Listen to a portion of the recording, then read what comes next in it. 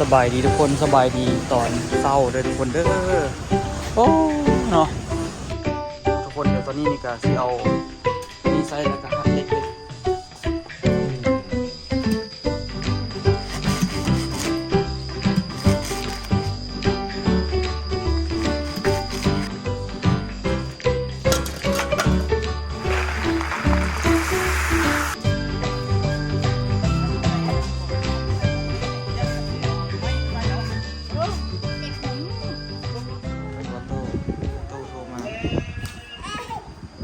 นะ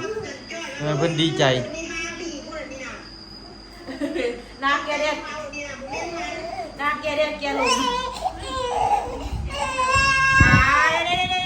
เจ็บตีนดิออกเบิ่งกันเจ็บตีนอันนี้น่ะเพื่อนบอกเธออันซักไล่แล้วโดดให้โดดว่าโดยเจ็บได้เด็กเด็กก็ให้นี่น่ะเอาไปโดนพ่อ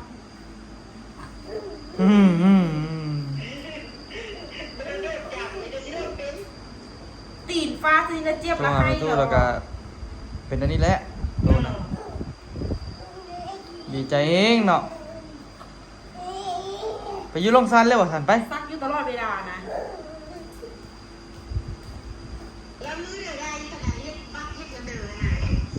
โอ้โหเดี๋ยวโทรหาอีกก่อนโอ้ยมันห่าวโหดเป็นตู้โทรมามันห่าวโหดโอ้อีเมเจ็บน่ะห่าวได้ห่าวว่ะก็นั่งซื้อโทรมาละห่าว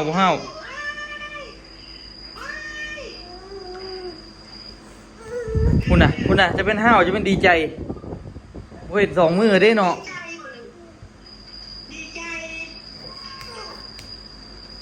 พอแล้วเอาโต๊ะกินข้าวซะเมื่อกี้ก็คือว่านั่งเจ้างอกกินบอกดี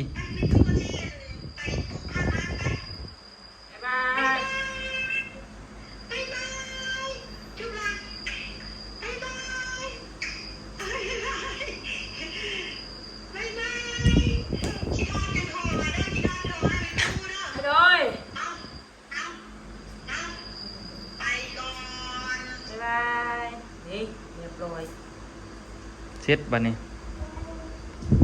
วางแล้ววางสายแล้วเสาเต้นเลยไปตู้ไปใส่แล้วบัดนี้อ้าว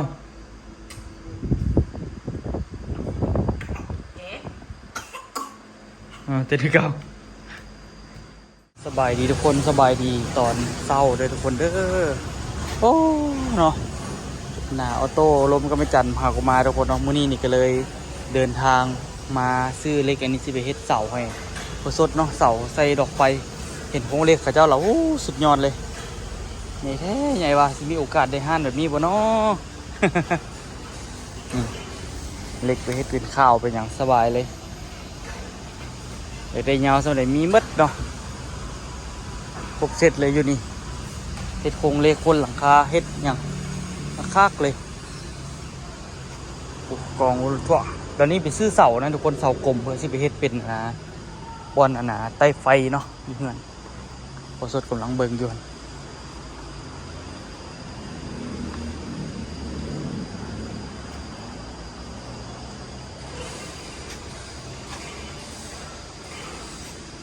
จะคอขึ้นไปทางใดห้อง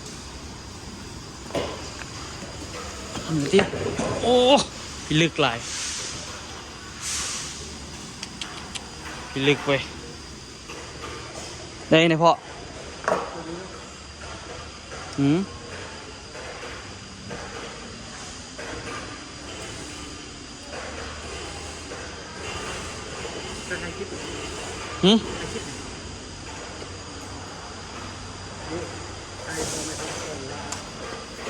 เป็นยัง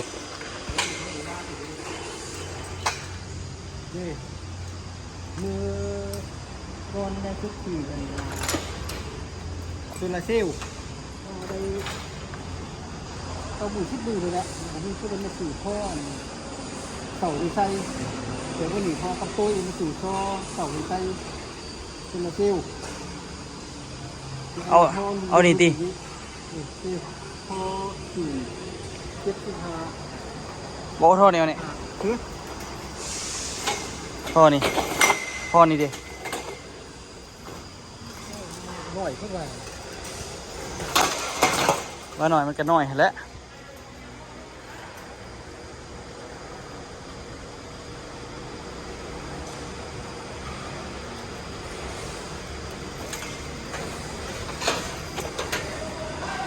ครบเซตไปอยู่ดีนี่ แม่นเนาะบ่ฮักเนาะ ฮะเจอมันฮักกันกับบ่ฮักดอกแต่ยาวเถอะเว้ย เงาแต่เนาะ ยาวแต่ยาวว่ะยาขี้ลายมีซัวประมาณซัว3.50 เมตรนี่นะหรือ3 เมตรนี่นะ3.50 เมตรก็ได้ มีตัดว่าโอ้ตัวนั้นตัดอยู่ ตัวเด้อก ล้องนั่นน่ะ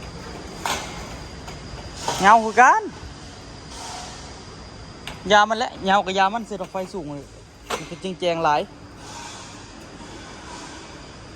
แต่คันเอาตัวนี้ไปมันจีดีนั่นบ่มันกะมันจะว่ามันกะยักหน่อยพวกนั้นแหละยาเถอะเอาตัวเยอะๆแหละ จริงคือว่าเสาเนาะ ไอ้อันนี้เราบ่คือมันเราบ่คือเสา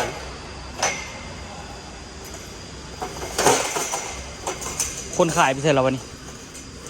แจ้งเงินที่เหลือเขาเดินที่มาแจ้งหมดแล้วครับ บอกเขาเลยที่ว่าเอานี่ เดี๋ยวเอาไป บอกเขาเลยที่ล่ะบอกเขาเลยที่ ยังจะเอา เอารหัสที่ รหัสไปแจ้งเขารหัสไปแจ้งเขา ถูก บอกใจายเงินหรือจะเอาไปบินมาให้พวกที่มันที่เขาไปให้ แรงเอาไปขายต่อบุอึดเลยเนอนเล็กเนาะ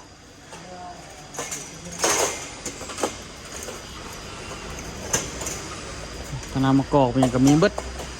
บางทีคันมีรถสิมาซื้อพวกโครงเล็กพวกนี้แหละกับธนามะกอกนี่บางทีก็อาจจะเอาไปขายนำ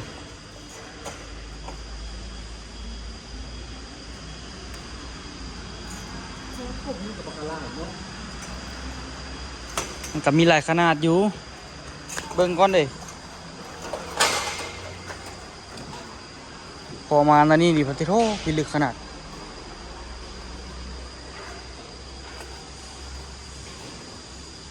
ต้นนี้เลยเพาะ0.75นี่แหละ0.75 0.75นี่แหละโอเคแล้วล่ะไป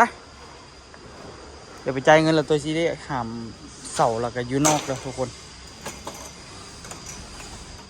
ตายคักบัดนี้บอกตัวมาสู้กับแดดเวียงจันทน์เบิ่งให้มันจับอันนี้อยู่นอกบ่ได้ห้องใกล้ๆเฮือนใกล้ๆจับเออกนี่ก็ยองไว้นี่มาสู้กับแดดเวียงจันทน์นี่อันตรายเด้นี่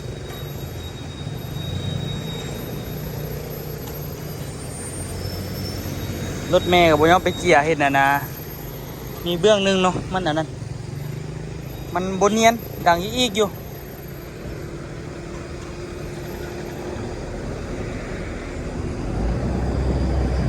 งานพอตู้เด็กเฮ็ดไปบัดนี้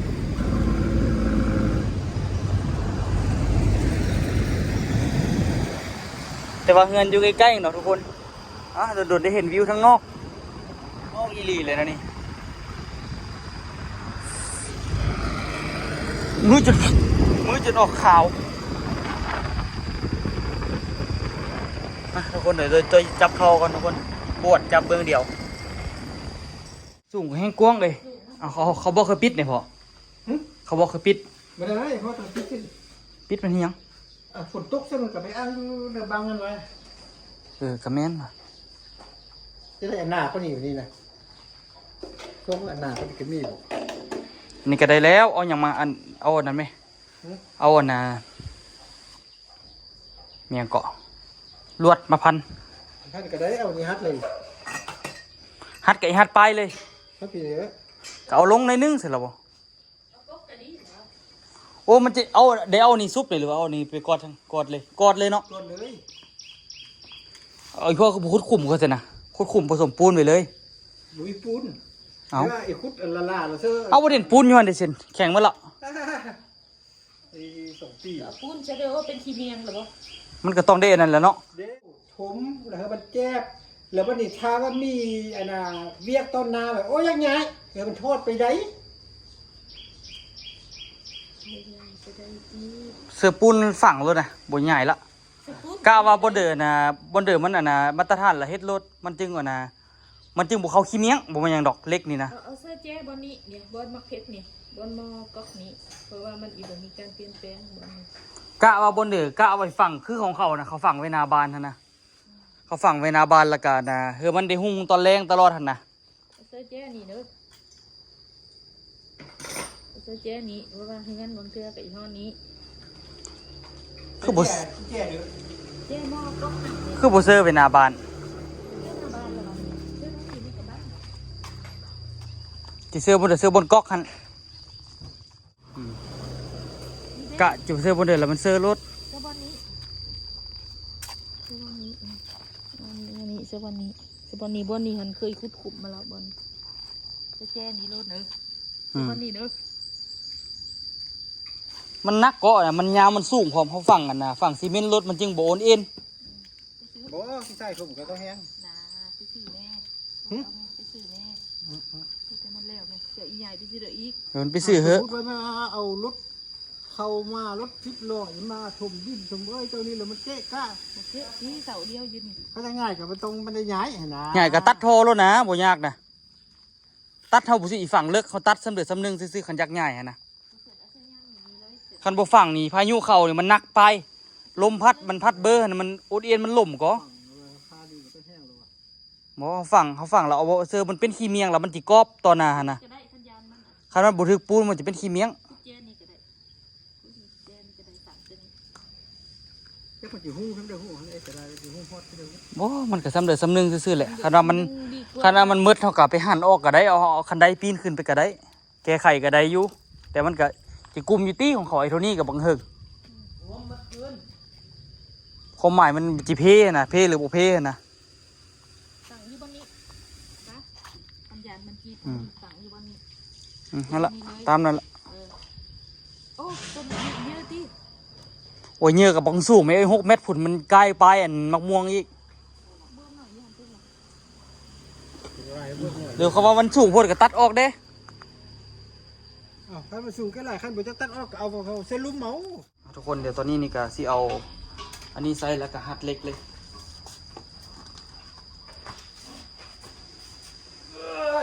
บุกนั่งกันยากได้บนตีดอกอ่ะ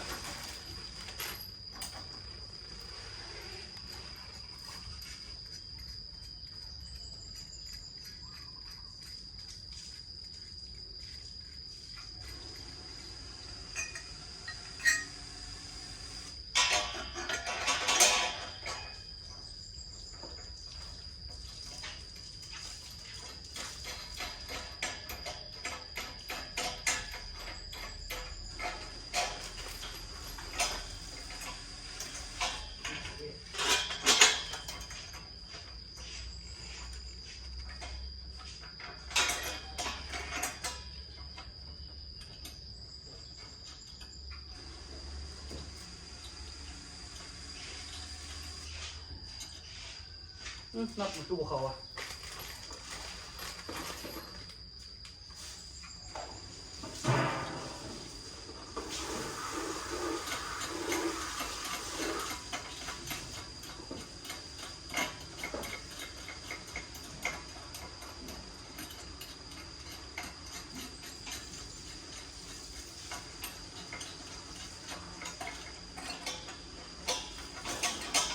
บ่มีแหวนห้องในเนาะนี่เนาะ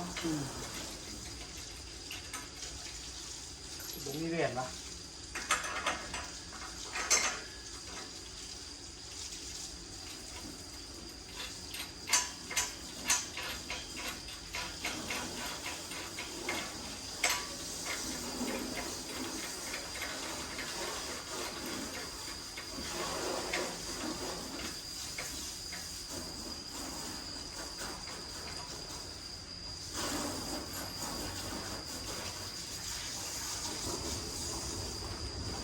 นัดแถวเหลือ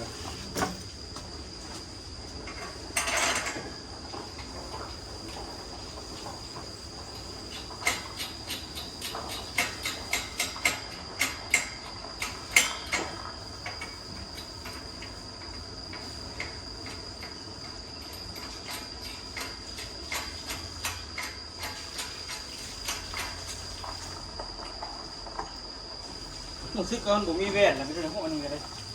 ว่างกันเลยดิ งู ซอกยังมาหั่นได้สินะ อันนี้กระเจี๊ยนี่เนี่ยตัวนี้ เจ14ทางเทิงเด็ก มันเพิ่งที่เดียว นี่แหละ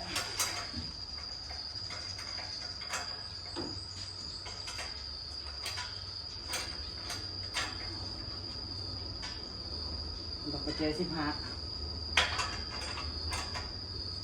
เสียเลยตัวเองเนี่ยโอ้ได้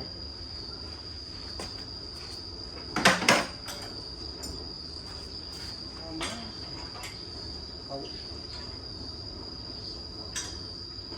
ดูจักอัน ที่คนนี้นะ คือเต็มเทิงของลุงทีลุงกระทิกันเนาะ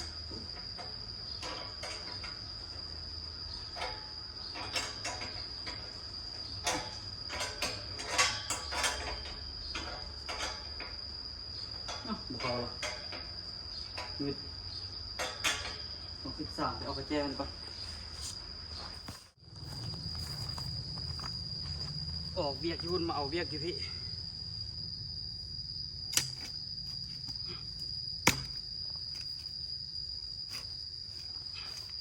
พุดขุมฟังเสาทุกคนตัวไปซื้อปูนมาละเมื่อกี้นี่เป่าหนึ่งว่าสิซื้อเครื่องเป่าอยู่เขาบุคาย เลยได้ซื้อเป่าหนึ่งพอยอกเนาะพอสิไปขายให้เป่าเครื่องเป่ามันได้ใส่แต่ในเดียวนะเครื่องเป่าเขาบ่ฮอดซ้ำนี่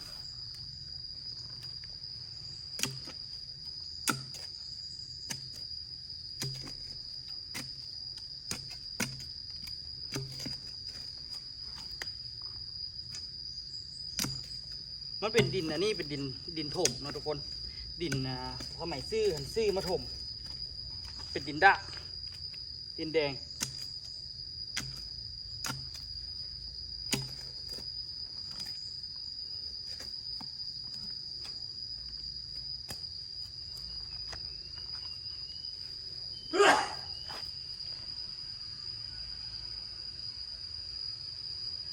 มันเรื่องของตัวเสียงนะแต่ไม่ยังก็ปีนออกมา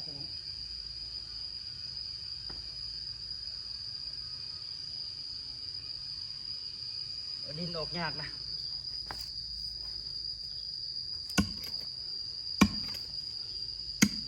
มันเป็นอย่างนั้นทุกคนเป็นดินที่แบบว่าดินแข็งๆเนาะ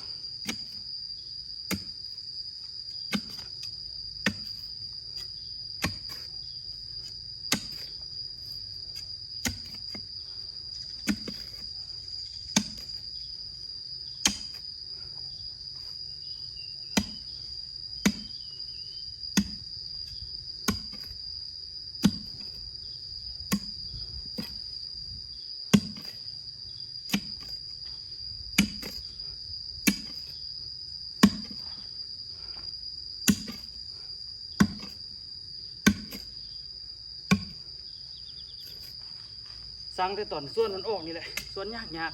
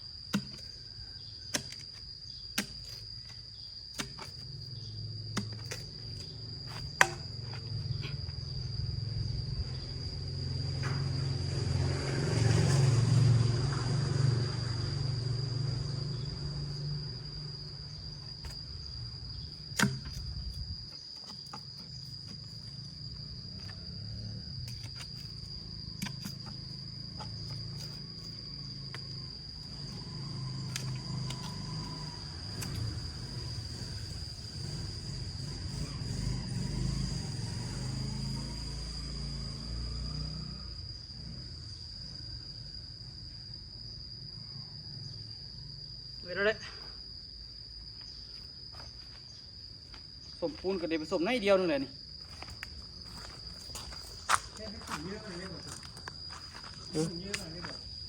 คุณซอกออกได้หรอก็คุณซอกออกได้ละอีกก็ได้อะ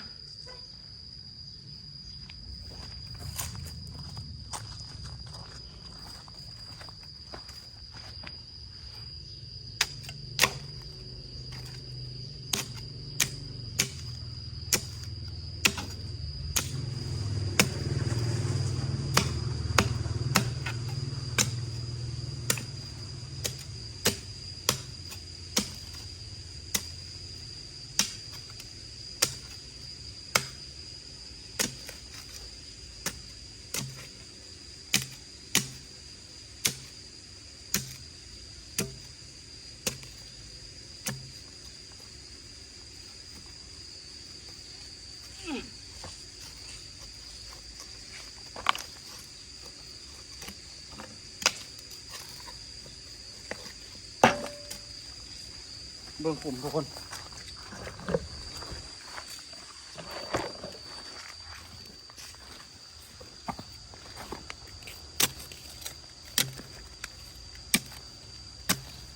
พอดีสักนี่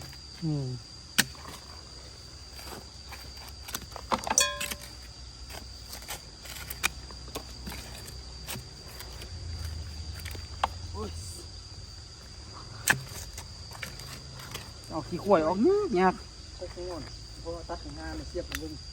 ง่ายลองซานนะ ตัดซีงาออกแต่งาเดียวนี่ เสียบเลยเสียบใส่ขี้ดินเลยล่ะนี่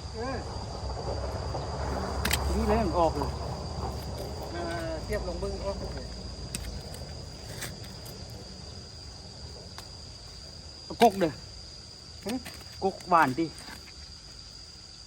ก็แค่หัวเบื้องเขาถ้าออกไปใส่มือหรือก กก่อนบนมันหันบกคักมันเด้อ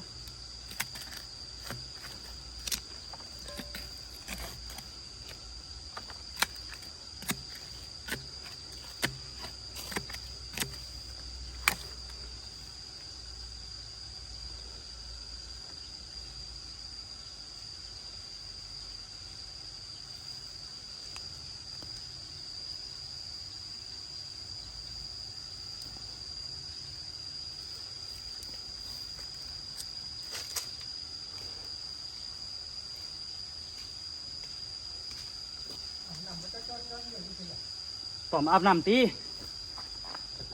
สู่แดดอยู่ลองซานมาสู่แดดอยู่เวียงต่อเอาเสื้อตัวนี้มาได้ใช้งานนี่ดิเอามาตัวหนึ่งเหลือเอาไปลองซานเอาไว้นี่ก็แข่งทีมมาละ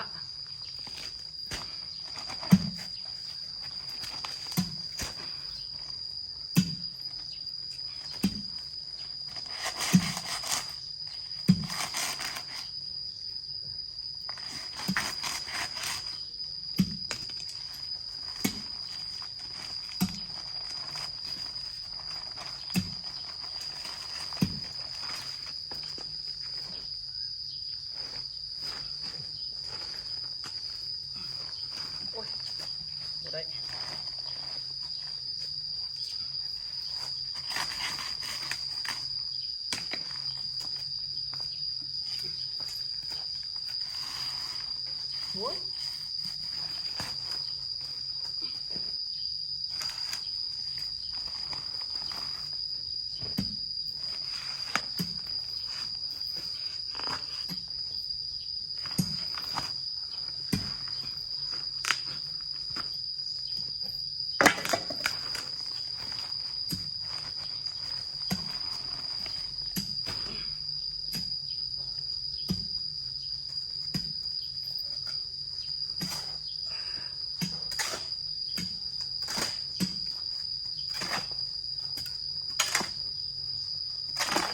ทรายไม่ได้ทรายน้ำของมันก็เดี๋ยวทุกคนพี่เวียงมันติดน้ำของเนาะ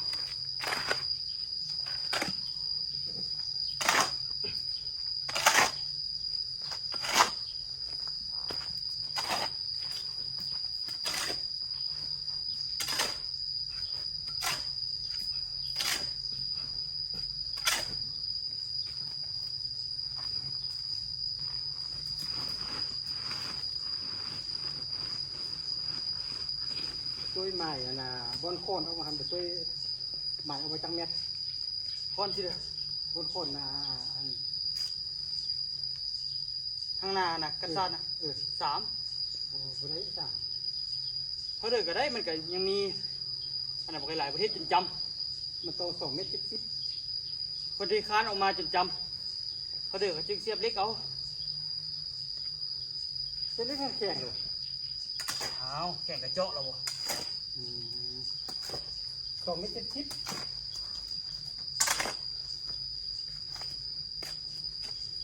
เพื่อความหนึ่งของสังกะสีให้นี้ 3 เมตรปลายก่อนเอาลูกซิ่งน่ะ ได้ได้สักแค่ทั้งหมด 3 เมตรเช้าเพิ่นก็เฮ็ดคือกัน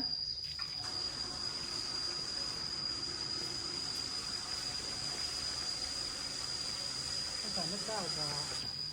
ก็2 เมตร 10เพื่อความหนึ่งของสังกะสีให้มันเกียบเป็นความหนึ่งไว้ได้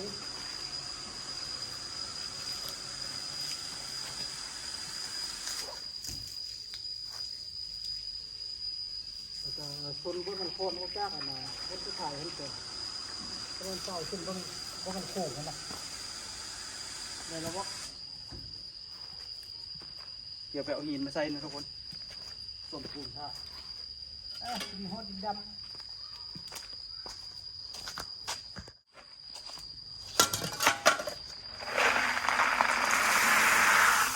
พวกหลายๆที่ใส่กันนะ พวก พวกหลายเงิน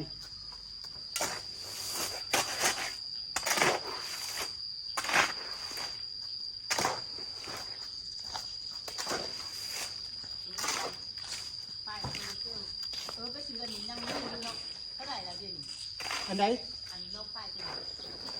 นี้เดี๋ยวนี้เท่าไหร่ เขาจะหูหูอันนี้สิ เนี่ย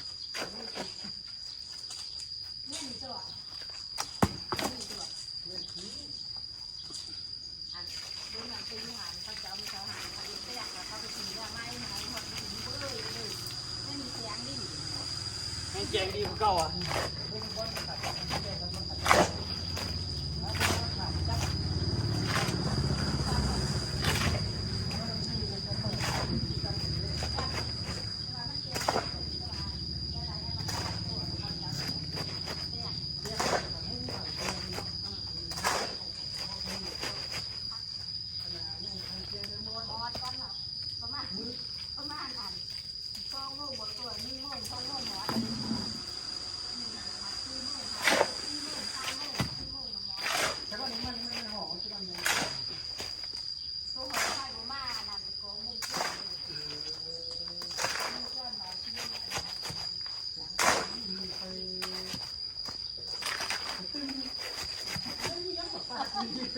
ไปประมาณมันหกแบ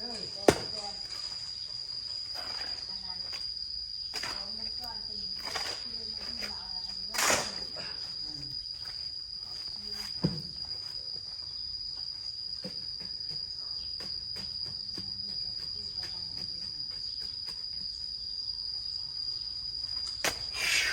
มีปัญหาคนใหม่เนาะกระจายถึง ลงกันให้ย่างให้ซีเมนต์เนี่ย เทควันเกตนะ คอนกรีตกับซีเมนต์ เทซีเมนต์ ใส่ไปแล้วรถปันปูน รถบรรทุกมาใช้ชื่อนะ10 รถ ท่านผู้ใส่นะท่านผู้ใส่คุ้งเล็กอย่าประหยัดกับเดียวไม้มาใส่เอา ที่ไปกลุ่มวงรถ10 ล้อแกงเที่ยวลงหลุมตลอดกันนะ 10 ล้อมาตลอดเนาะ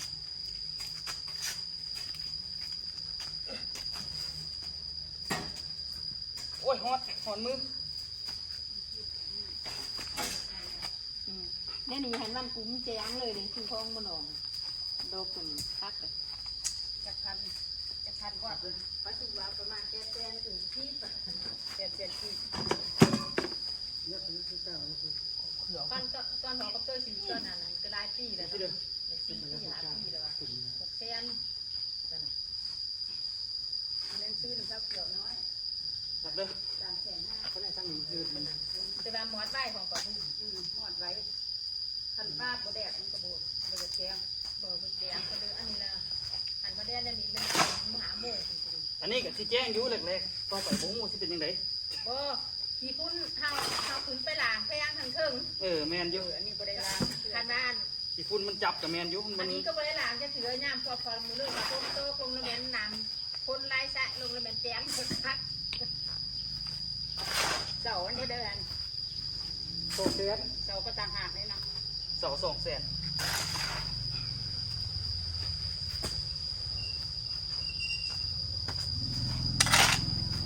มันใส่มากมันคักเนี่ย แต่ก็ยังไม่อีก เออโอคือ4บวงนึงมากินนี่มันน่ะนะ ซื้อหลายๆด้วยที่ซื้อบ้างถ้าลูกพัดมันละหัก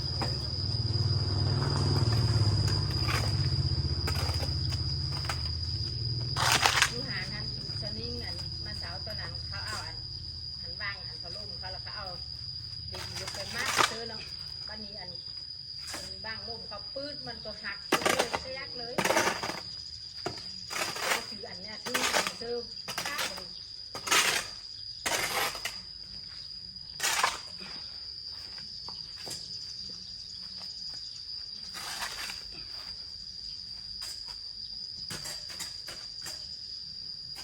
จังมัด เขาบ่อยอย่างมาทำก่อนก่อนพูดบ่ทันแหง มัดเป็นเสาเลือกว่าจะมัดเองเฮ้ยอันนี้หักเองสิคิดเองนะ อันไหนแม่นหันน็อตซื่อๆเรียบร้อยนะทุกคนติดตั้งเรียบร้อยเนาะตอนนี้นาฬิกาจบเนาะทุกคนจบละไปงานหนึงแต่ว่าเอาไม้นี่ค้ำไว้ก่อนเนาะซ้ำซาบุญมันแห้งตอนนี้มันก็อยู่โตละมีแต่ว่าฝากงั้นไปที่มาคลิปนี้ก็อย่าลืมฝากกดไลค์กดติดตาม2ตัวโย2รอบพะเลาะเด้อโอ้สุดยอดเลยนี่ฮ้อนมาเจอฮ้อนกว่าเก่าอีกแดดเวียงจันทร์นี่พิลึกเลยบ่เคยได้สมบูรณ์ได้สมบูรณ์กันนักขึ้นกันแต่ว่าเดี๋ยวนี้มีหลังคาละตัวนี้คือเฮ็ดเวียกกลางแดดเลยทุกคนเบิ่งไว้เจอกันคลิปหน้าเด้อทุกคนเด้อ